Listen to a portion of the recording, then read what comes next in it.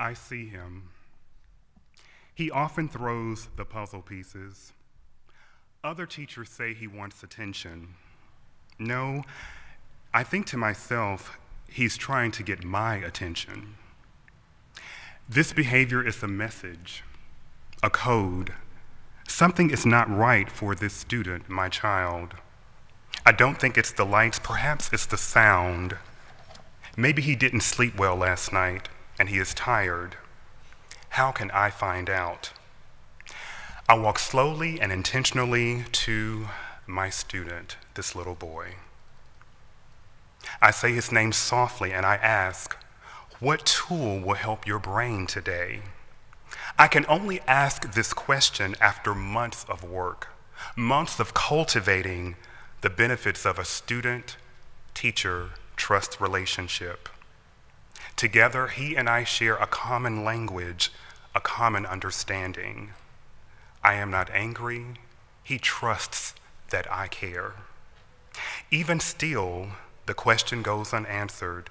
He is too far lost at this moment to answer me, but I don't worry.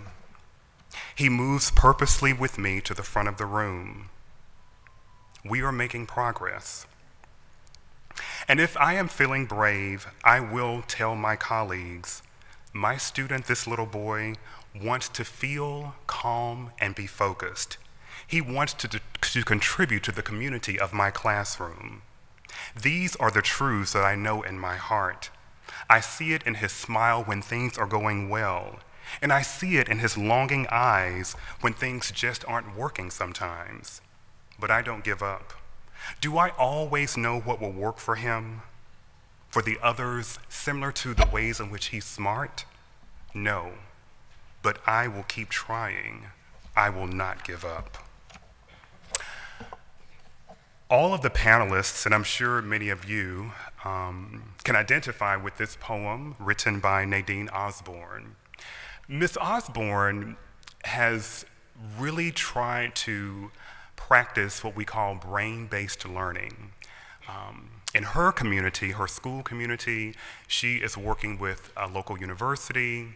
She's connecting and building relationships with parents and the community and her colleagues, and really discovering all the ways in which students are smart, understanding the multiple languages that they bring to the classroom, understanding how they enjoy working and journeying through the day for their instructional programming.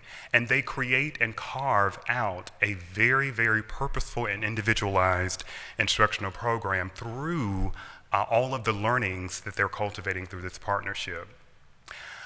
Many times they write a lot of reflections in this brain-based learning program, and so Ms. Osborne shared this poem, and I often read this poem because I really do love the messages that are expressed in this poem. Today I'm very privileged to have panelists with me who identify with Ms. Osborne's story, who connect with it. It resonates with them. We have worked together, and some of us are building new relationships with one another, and I'm very excited about that. I'm going to transition to give you the opportunity to hear a quick synopsis, a summary of each of their various stories. We're going to journey today with very specific questions that we collaboratively developed to give you a sense of the power of the school district community university partnerships that they have established, that they are continuing to establish and maintain and sustain in their amazing work in which they're engaged. So we're going to start with our first question. And they're going to give us just a quick overview, not really delve into the details first, because they're going to give you some really meaningful details as we journey through the day, the afternoon together. What does educator equity mean to you, panelists? How do you define educator equity within the context of your organization's vision and mission? And then finally, describe your partnership with your school, districts, universities, and communities. And we'll start with Hilliard School District. Educational equity in Hilliard City School District is defined by us as personalization of education. It's about helping all students develop an understanding of themselves, helping teachers develop an understanding of themselves, and helping our families find a sense of acceptance in our community. It's about creating a space in our community, whether it's within the school walls or outside of our buildings, that tell our families and our students that Hilliard is home. Because some of our families they were born and raised in Hilliard, and they've been there for centuries, and some are newcomers. And so our community is one that welcomes them, and we are a community that says to our students, all students, that we are willing to be changed by who they are and what they want and what they need. And so that to us speaks to this idea of educational equity, and seeing our students and their families, and understanding that they bring tremendous riches with them.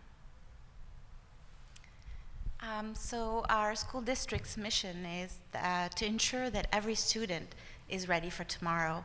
So that's also part of our job, is to give the skills, the necessary skills for every student to be a global citizen and actively participate in the global community. So,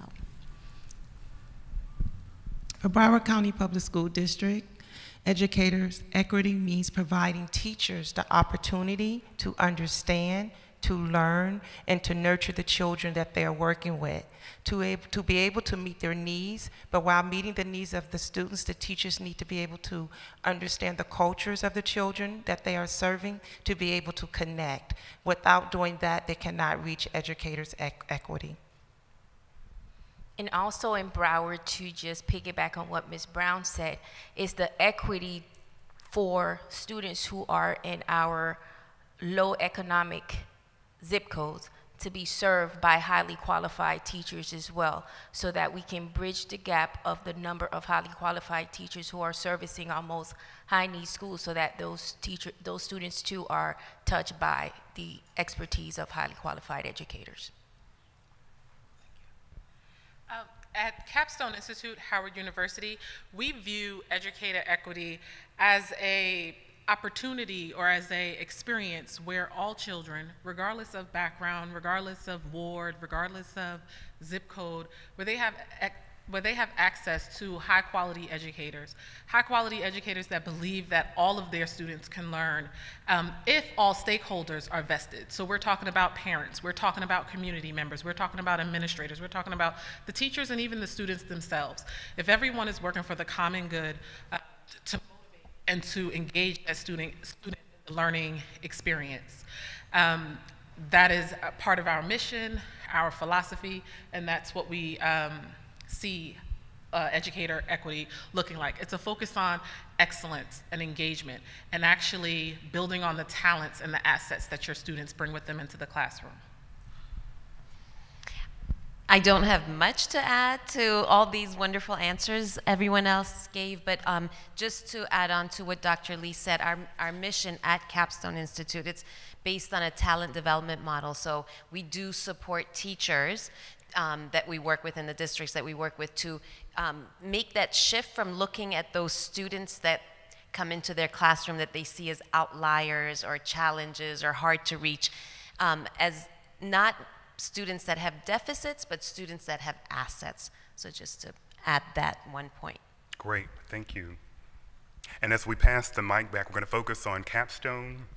So Capstone, it was wonderful to read about the partnerships that you've established, particularly with Howard University, school districts, and the community. So we're going to give you an opportunity to go into more detail and describe your partnership with Howard University and your collaborative work with local school districts in achieving and advancing educator equity. Howard is one that is unique in the sense that we are the only education-focused research and development center on Howard's campus, which gives us access to a large variety of faculty members who bring particular content expertise, and we build and partner with these different faculty from biology, Department of Biology, chemistry, engineering, physics, the School of Education, to help us cultivate those relationships with our K-12 teachers and actually K-16. We have a lot of projects that we've done in the past and currently where we actually support higher ed departments strengthen the STEM pipeline, for example, for not only to work with their students, but also with higher ed faculty to how to better engage their students so that we strengthen the STEM pipeline. Great, thank you very much. Well, I can just quickly add on that the trainers at Capstone and the work that we've done at Capstone is based on the research that Dr. Boykin, our executive director, has done for decades now, right? The evidence-based pedagogical strategies that reach all students. So when we can work with faculty members that have that strong content knowledge and infuse their presentations and their delivery with the pedagogical strategies that we bring, so we work very closely with those faculty members. We kind of train them and make sure that everyone's on the same page. So combining those pedagogical strategies that engage all students with the content knowledge has been really effective in getting our teachers to be highly effective. Great. Thank you very much. So, and your pre-service work is so critical because you're preparing educators to go out into these local districts near our area, this District of Columbia. So just say a little bit more about that. And I'm actually glad you mentioned that pre-service. The partnership that we have with Howard University has afforded us, about 3 years ago, the talent development model, which is the model that was developed by Dr. Boykin, the executive director at Capstone Institute, a model that has now been implemented into the School of Education's elementary education teacher ed program. So all of our pre-service teachers take a course that teaches them all about the evidence-based practices and strategies that we've researched and proven to help engage students better in the learning process. And so we're actually closing out the third year of actually the implementation of that course, and we're looking at now following up with our first cohort of teachers who have gone through this program to see what are some of the challenges, what are some of the successes with actually implementing the model in their classrooms now that they've moved from pre-service educators to actual educators, not just locally in DC, but in their respective hometowns, wherever they have now sought employment. Great, thank you very much. We're going to transition to the school districts and give each school district an opportunity to really talk about specifically their school district university community partnership journey. I've had the privilege of working with Hilliard because I directed the Office of Educator Equity for 5 years at the Ohio Department of Education. We worked on several pilots with the Ohio State University, and Hilliard was a part of those pilots. So I just want to say that because I know these districts so well, I know that they have a very focused vision, they have a growth mindset, they really engage in strategic planning, and they have a really meaningful, very thoughtful approach to cultivating and building relationships. So with that said, each of them are going to give us the opportunity, first Hilliard, just to share with us the evolution of your district university community partnership that you've established over several decades. So I'm aware of a lot of the work that they've done over decades to advance their educator equity work, and they're going to share that with you now. So our position was created in the mid-90s after there was a walkout in our district by some very brave African-American students and some other students who said what they were experiencing in the hallways, in classrooms, and principals' offices was not equitable. And so the position was created as a response to our families' need to have someone in this position to advocate for students. And what we didn't know was that it was about teachers changing the way we teach. It was about principals understanding students in a different way and connecting with families and just learning from our families. And working from, as Ledan said, a strength-based model, seeing our families and our students as having strengths instead of deficits. Yes. And so the position was created in the mid-90s. And we worked in a silo, quite honestly, for many years in our district because we were the only ones who served in this capacity. And what is exciting is that now across Central Ohio, there are other districts who have people who serve in equity positions in a formalized capacity. And so we have built a partnership, and we meet on a regular basis, and we have a connection with the Ohio State University. And so our work is building because we want to create a system in Central Ohio that is based on the value of the students have strengths, regardless of their story, regardless of their zip code, and that we need to be responsive to our students. Thank you. We have established relationships with so many community members and businesses, but we also work with our school resource officers. We do a lot of training with the officers all across Ohio, where we give them the opportunity to sit with our students and have a conversation about their different perspective and their different experiences, and kind of bridge the gap that dialogue can do, and start the conversations there.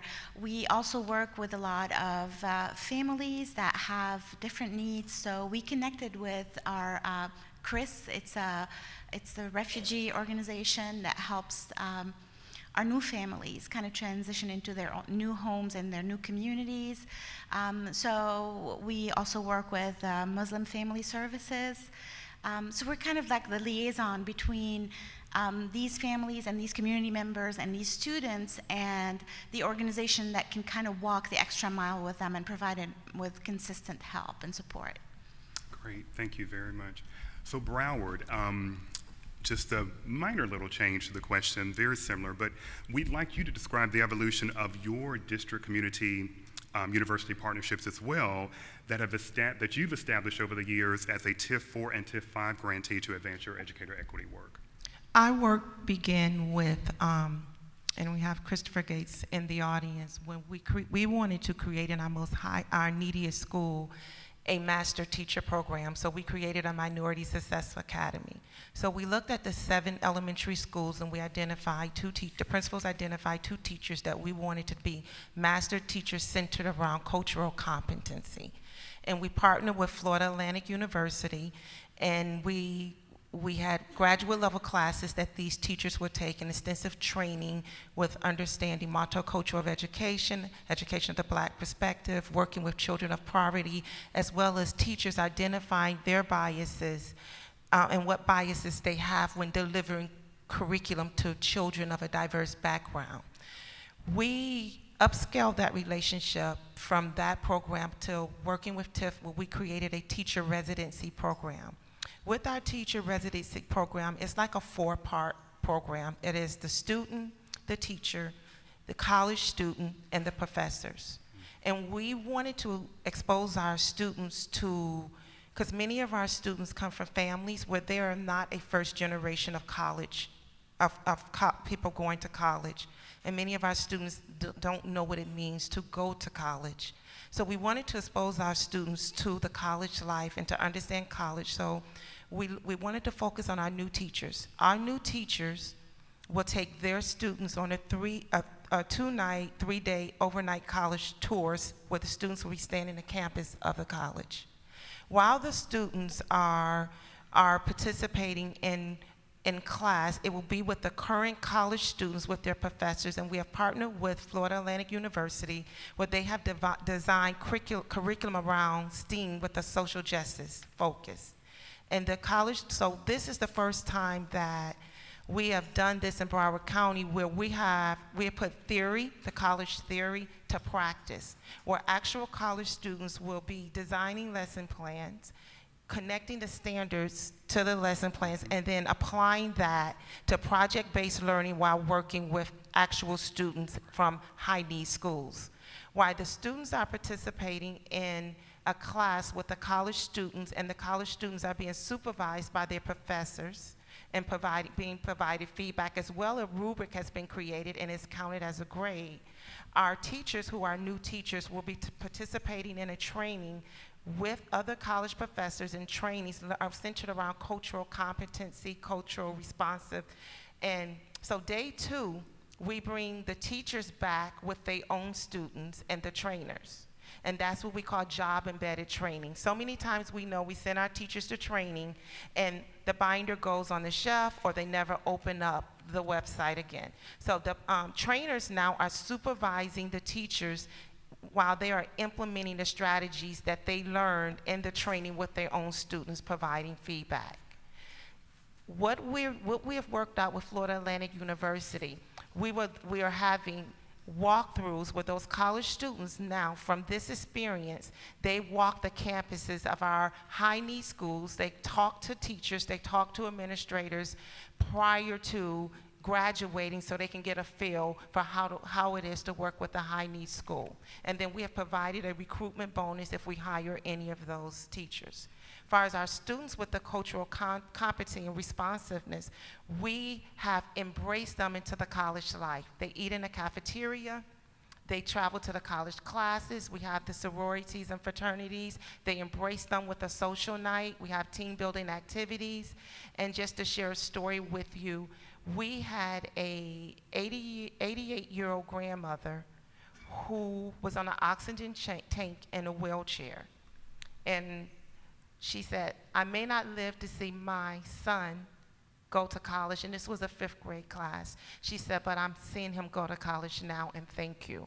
So we know that we are changing students' lives, and not only that, teachers who would never have thought, or college students who are going into education never thought to want to work with high-need students, we're changing their lives to want to go work in those environments.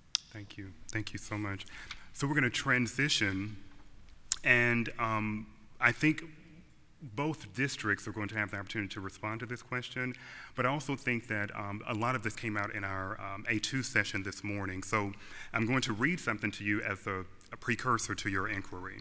I understand and recognize the different ways children learn, the need to be flexible and creative, and most importantly, to recognize that teaching children is about recognizing the whole child.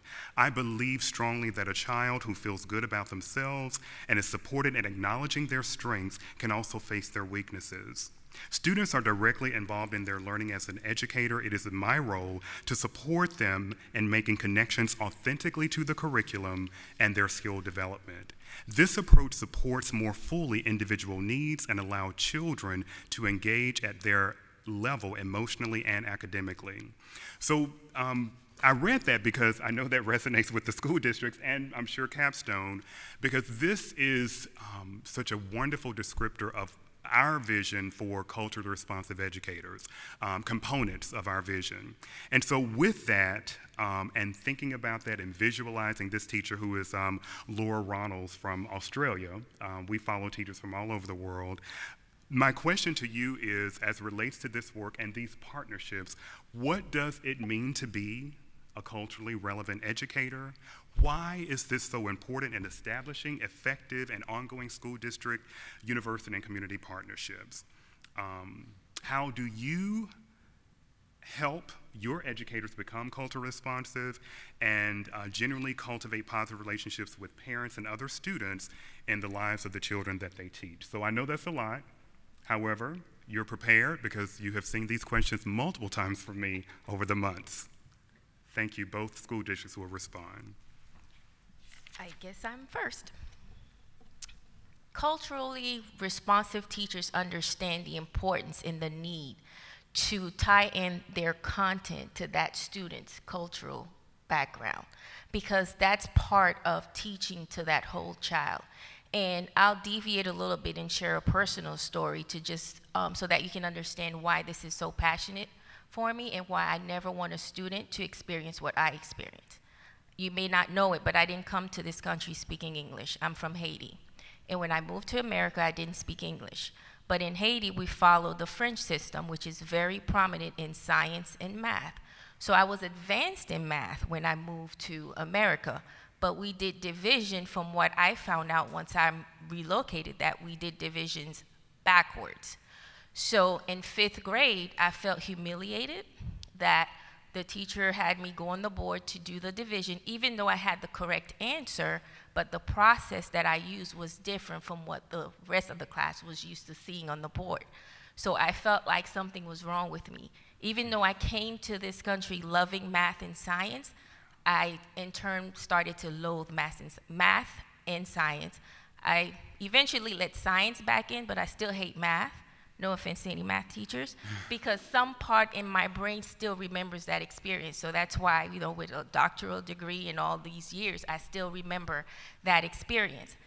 If we were prominent in teaching that cultural experience and the importance of tying that student's cultural background into that content to make that cultural responsive teacher a little bit more aware of the importance of embracing the differences in solving a math problem, because you're coming to the correct answer. So let me investigate how you got to that answer and see why you're doing it that way instead of outcasting them. Then I probably would have been a scientist. I probably could have solved the world's problems by now. I'm sorry.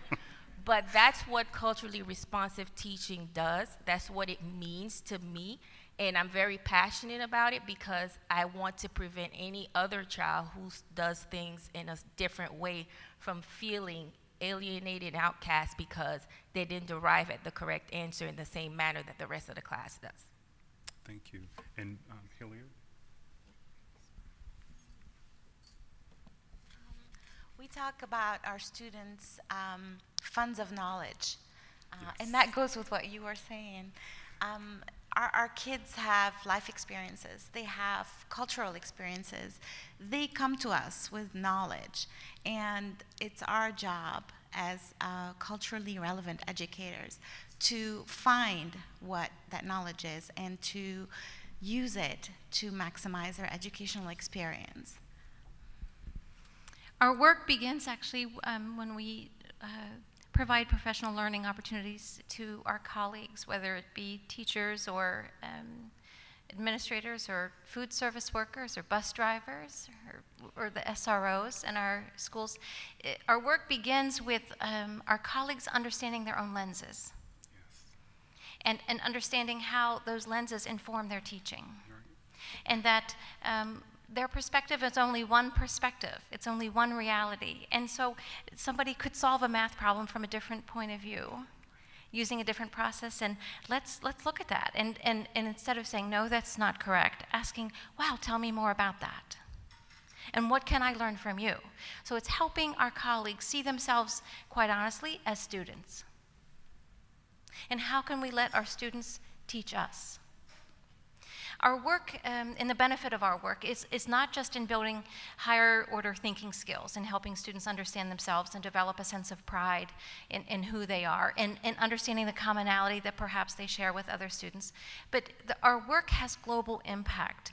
Hilliard City Schools has been working with the Department of Homeland Security for the last 10 years because DHS says that the #1 prevention to violent extremism is student engagement, youth engagement. And so our work has taken us to Belgium, and we have worked with the Danish Ministry of Education because school educators, other entities, government entities want to know what is it that we can do to connect young people. It's what we've always known as good education, good teaching, connecting young people. But what we're saying is that there's global impact for the work that we do. And I just see it as work that we should do, not because it's about our own safety, but it's about the empowerment of our young people. Thank you. We're going to do an audience check-in. We'd like to give you the opportunity to see if you have any questions or comments based on what you've heard thus far. We will be transitioning to the piece regarding family and community engagement, but let's take a moment to see if you have any comments or questions at this time.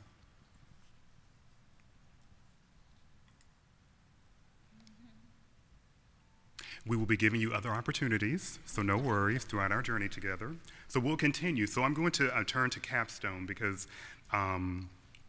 as well as Hilliard and Broward. So we're going to give all of you the opportunity to really talk about this very important question. What are ways to engage families and communities? And the reason why, as we all know, this is so important, districts all over the country are struggling with this. And it's such an important, critical piece of schooling.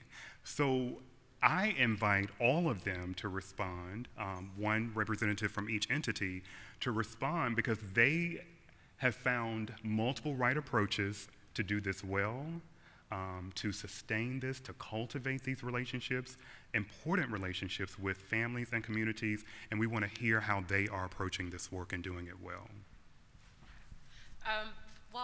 For Capstone Institute, we've done some of the traditional approaches, family resource centers, parent seminars and information and awareness sessions. One of our most recent projects is a violence prevention program that we do in DC, and it's known as the Promise Program, and we work with male youths between the ages of 12 and 24. One of our sites, of course, the older men, it's a adult education day program, and with the younger group, we have they receive mentoring, as well as training and educational support around various topics. So topics like communalism, aggression, family conflict, self-confidence, and a host of other racial identity, and a host of other topics. And we have mentors that come from the actual community that go through an intensive training program to work with this particular population. So the males that are 12 to 24, they're actually males that have been identified as being placed at risk for exhibiting violent behaviors. And it is our hope that by affording them this mentoring opportunity and working with them and allowing them to see that someone cares, there's an investment in them, that will help to mitigate some of the violence that we see. And so far it's been a really successful program. The youth are actually doing community service projects and a host of other events within their own communities as well. Do you want to add? No, I think you covered it all. Okay, great. And so Broward, we're going to have Angela, which you just announced the person who's going to respond. I think I would do this question Okay. in injustice if I was to answer it, but we do have our executive director Yes. who is over diversity for the 6th largest school district in the nation, and I want to invite Mickey Pope up to talk about what Broward is doing. Thank you so much. Family and community engagement, thank you. You owe me big time when I get back to Broward. Good afternoon, good evening, afternoon. Yes. So ways that we're engaging families and communities around the conversation of implicit bias, around the conversation of how we address the needs of our students from various backgrounds, cultures, economic levels, and so on, is to engage in continued conversations and coming around the table with a really formal collaborative agreement where we as a county, not just a school system, are taking a position and committing to how we will engage as adults with our students and our families.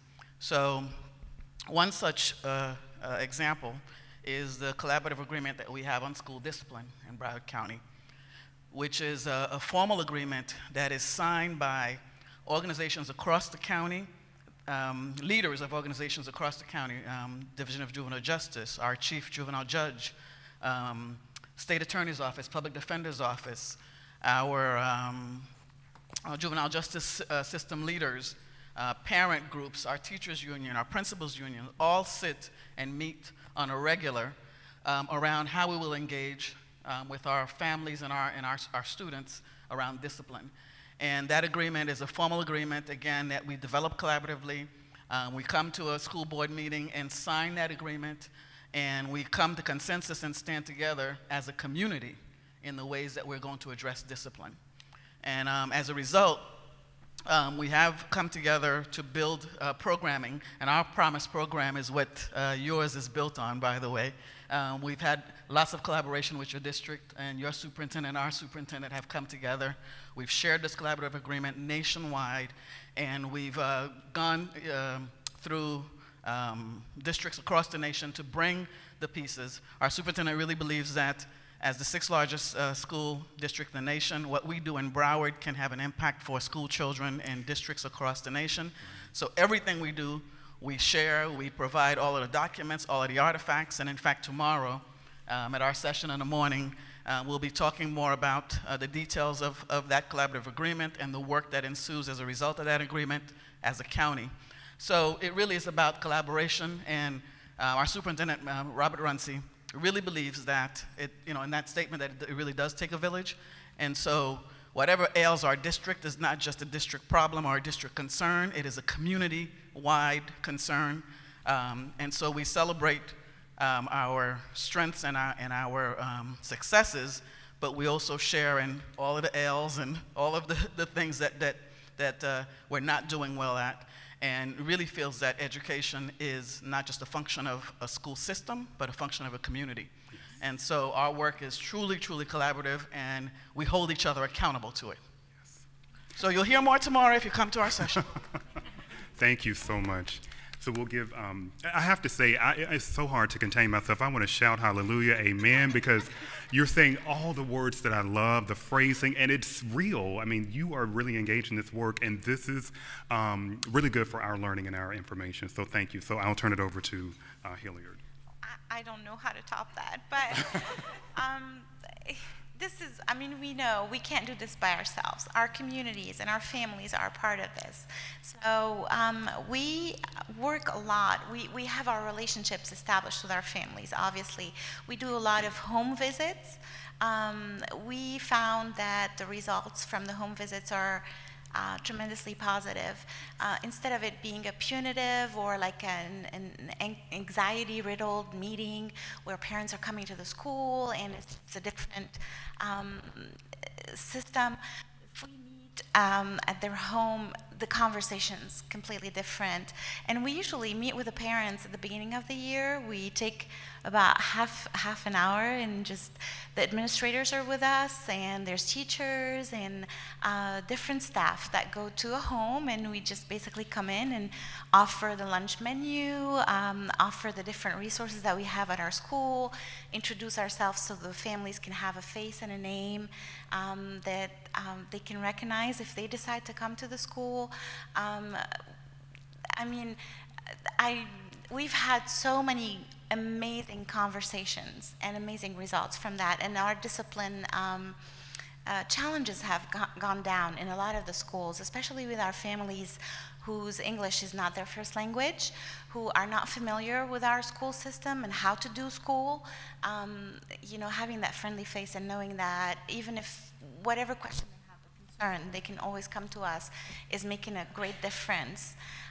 Another thing we do is also like we have family-led cultural events. So we have families that have come forward and said, well, we'd like to celebrate our different cultures and our different traditions in our schools. And so we just let them take the lead, and they organize everything, and we've had great successes with that. I don't know if you want to add. There's a lot more. I don't want to take forever. And they are being so humble about that project. So Janet, just say a little bit more about that project, because it started out, I don't need to talk. Can you? Because I know this story, and they need to hear this story. Well, we celebrated an international festival with our students and our families, and it became so, quite honestly, unwieldy. We had over 2,000 people in attendance, and we had to hire police, and you know, the health department was involved, and so we said, well, what would happen if we allowed individual schools to celebrate in their respective spaces? And so that's what has happened. But as Sabine said, some schools chose for many years to not celebrate, and parents came forward, and we said to the parent, okay, so what does that look like? What is your role going to be? Tell us what you need. And she couldn't believe that we were giving her the power. It's not ours to give away. It's hers to exercise, right? So we said, you are a member of this community. Why would we not want to honor something that benefits all of us? So yeah, so it's our district is historically white and Christian, and we look now more like the world community, and we have many of our families are immigrant now and refugee, and they come with amazing stories, and they come, you know, having survived incredible odds, and so we want them to, like we said, find a place and know that they have come home, a new home. Great. Thank you. I'm going to do another audience check-in. So are there comments or questions from the audience before we continue to journey on? Okay. All right. So now we're going to go back to Capstone.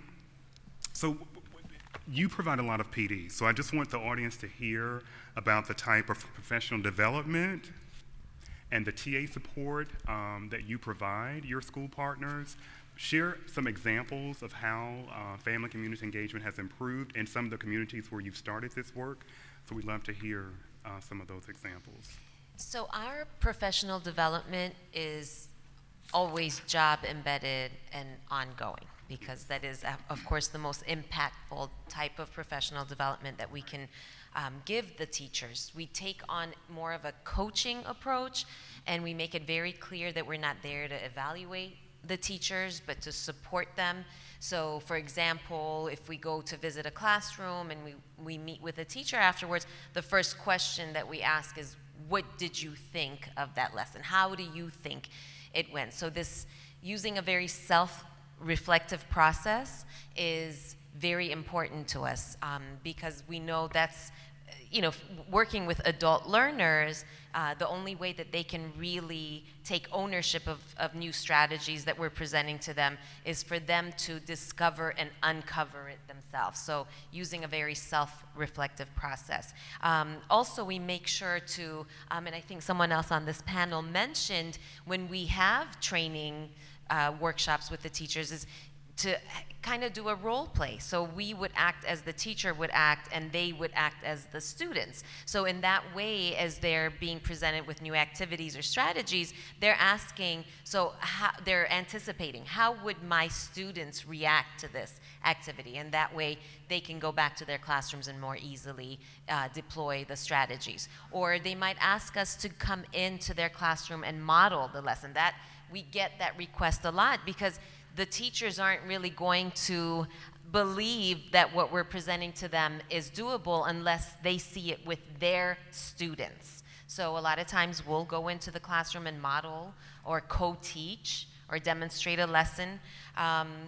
So that's been very effective in terms of our professional development. One way that we help to sustain and create a learning community within the school is a lot of times for our projects, we'll select teachers that show promise, and we call them the high flyers, and we provide them with additional support and training.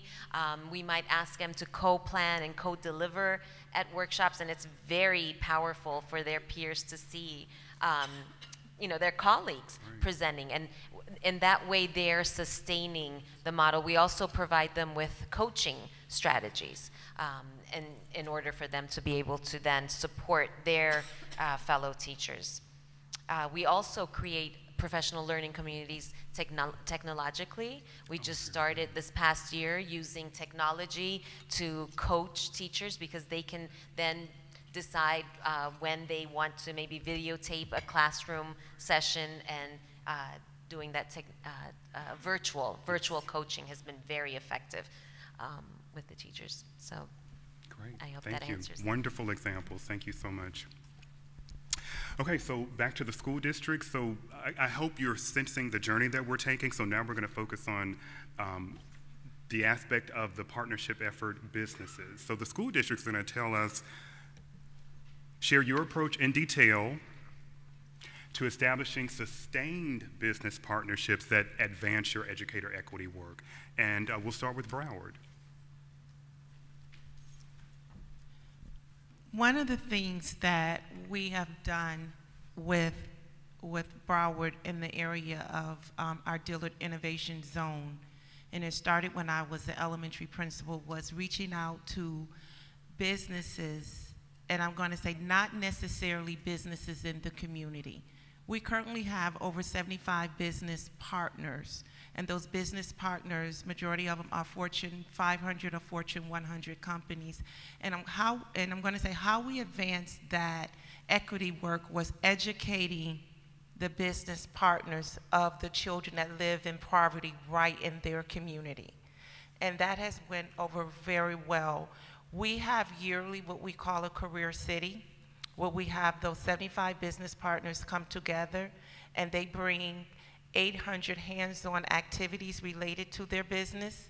And it's a big city we create where kids rotate through from booth to booth, and they're able to talk to business owners, and that are not in your community, and I'm going to give you some examples. GL Homes, we have Google, we have Centrex. And every year we have a fundraiser. It's called the Love to Give fundraiser. Neiman Marcus holds it for us from the months of November through the end of January. We get 10% of the proceeds that are sold. And at this fundraiser, we open it up with it's a big gala with the kids perform at Neiman Marcus, and we invite all of our business partners. And then after that, we have a $250 dinner donation that the business partners participate in, and all the money go back to the schools. One of the ways that we sustain it is we have created a web portal, and that web portal is where we put the needs of the schools, the students that live in the communities of the school. We list it on the portal, and the business owners open the web portal to their employees. And it's like a Facebook page, but it's internal for invitation only. And if someone is donating book bags, then we take pictures of the book bags being delivered to the students, and then we will write a nice note. The business partner will respond, and someone else in the business community. We have 3,000 participants in that community.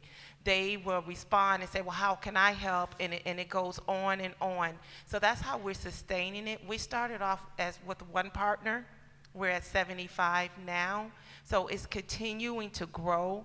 And I have business partners that may invite friends from Australia or Europe, and they constantly want me to talk to them, and they're asking the question, how could we get involved?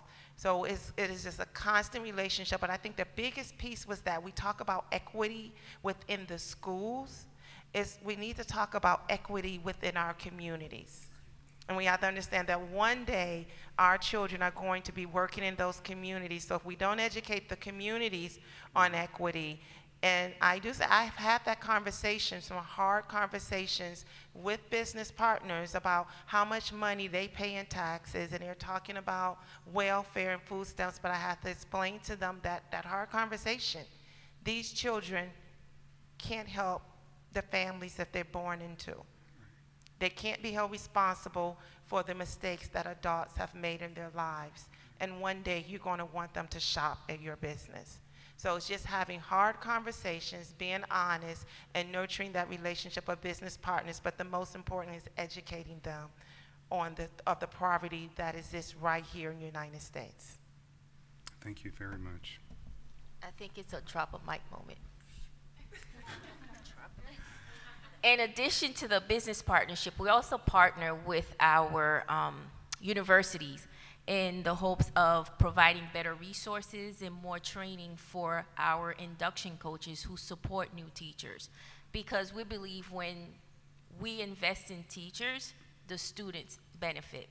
So we've partnered with not only Florida Atlantic University, which is literally in our backyard, but we've also reached out to other institutions so that they can provide services that are much needed for our teachers who live in various communities, so that we try to make it as pain-free as possible for teachers who may live on one end of the county and have to travel not only for work, but also if they want to hone in on their skills for the classroom. So we try to reach out to the major universities in the north, central, in the south, in the district, so that we cover the whole gamut, so that teachers are not feeling the burden of driving to work, then driving 30 miles to sharpen their tools, then to sharpen in on their practices. But also we partnered with the New Teacher Center so that we can truly invest and provide quality support to our new teachers. And that's why we're working on a sustainability plan through our partnerships with the businesses, and also making sure that we're providing adequate support for new teachers so that we can improve the retention rate among our newbies that are coming into the profession, to attract them and keep them and provide them with quality support where they're not afraid of being vulnerable to the person that's assisting them, because it'll be used against them in some sort of way. They build that trust, and then they provide them with adequate and effective support in pedagogy and teaching strategies. Thank you. As we pass the mic to Hilliard, I'm very glad that you mentioned the New Teacher Center because that's a national partnership that you've established with your work. They have done some phenomenal work over many, many decades, and we had a great partnership with them at ODE when I was working on the equity work. So thank you. Hilliard. In Hilliard, we have 3 high schools, but then we also have a kind of a 4th space for high school and middle school students, and it's called the Innovative Learning Center. And in this Innovative Learning Center, we offer a variety of programs, and through that Innovative Learning Center, we offer something called the Academy Inc.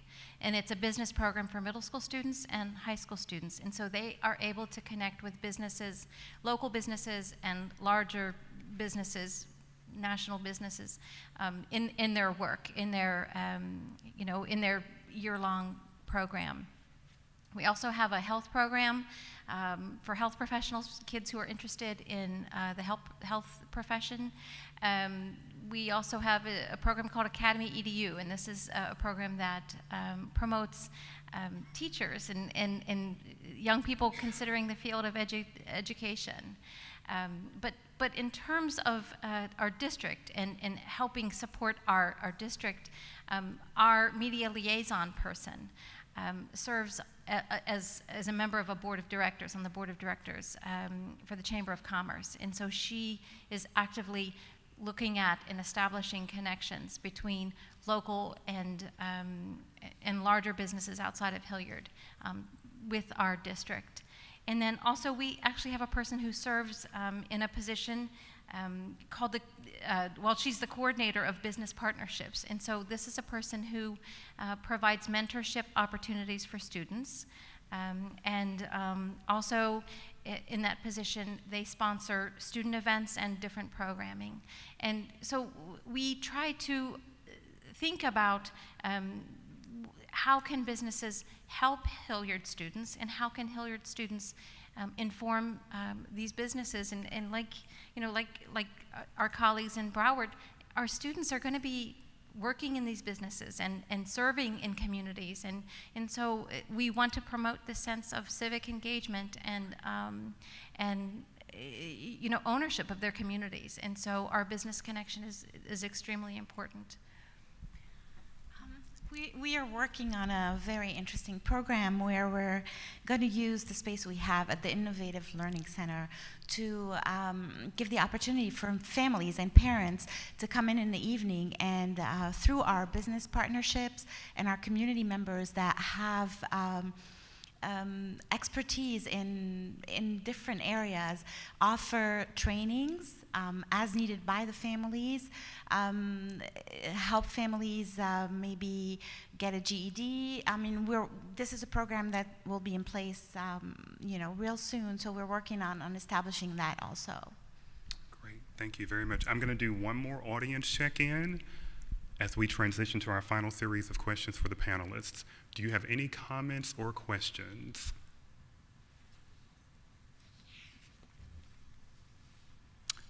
Okay, thank you very much.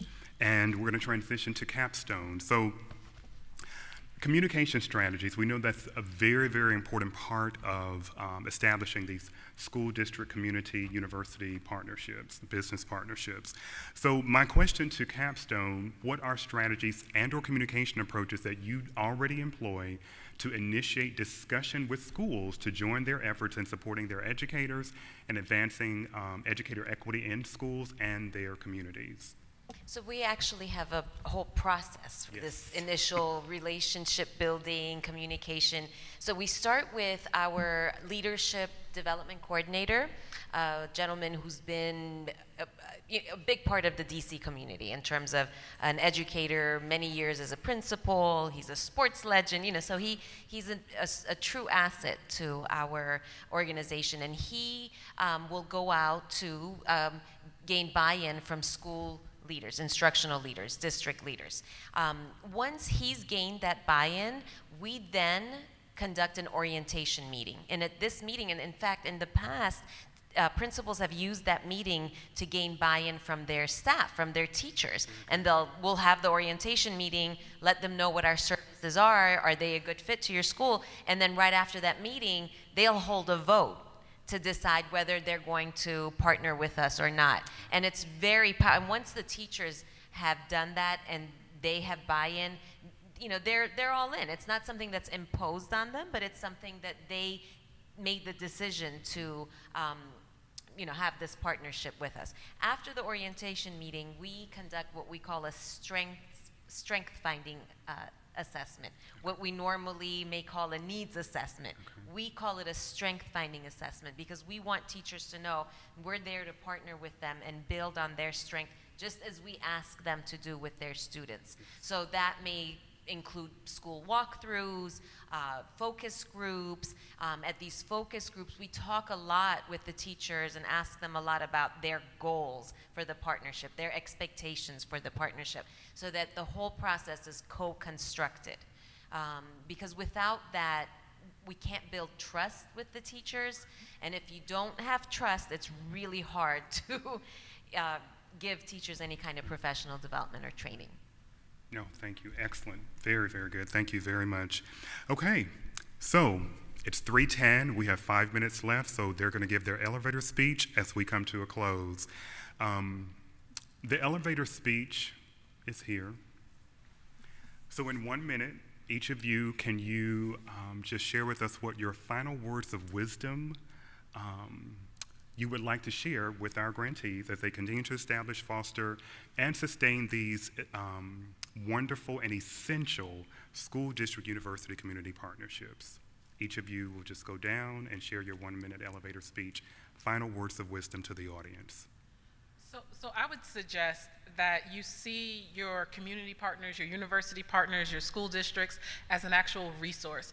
Try to build on the assets and the talents that all the different partners bring to the table, and always work from the common good of how can we better or improve the schooling experience for our students. And if everyone's working towards the common goal and everyone is invested working towards the same mission and working on behalf of the students, I think that's a good place to start.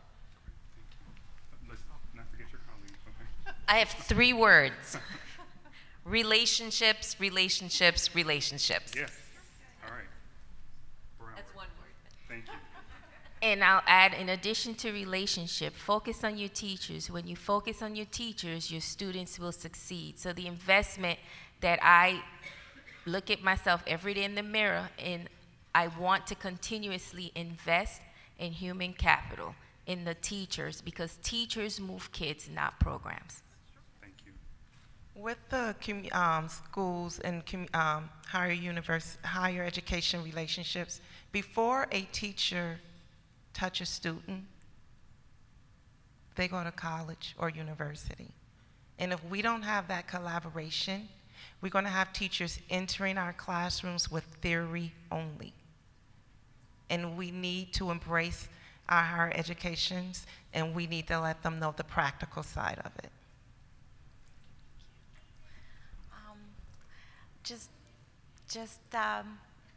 Remember, you don't walk alone. Nobody walks alone. We all walk together in this journey, and just our kids need us to look at them from a strength-based view, not from what they're lacking, but what they're bringing, their expertise and their heart.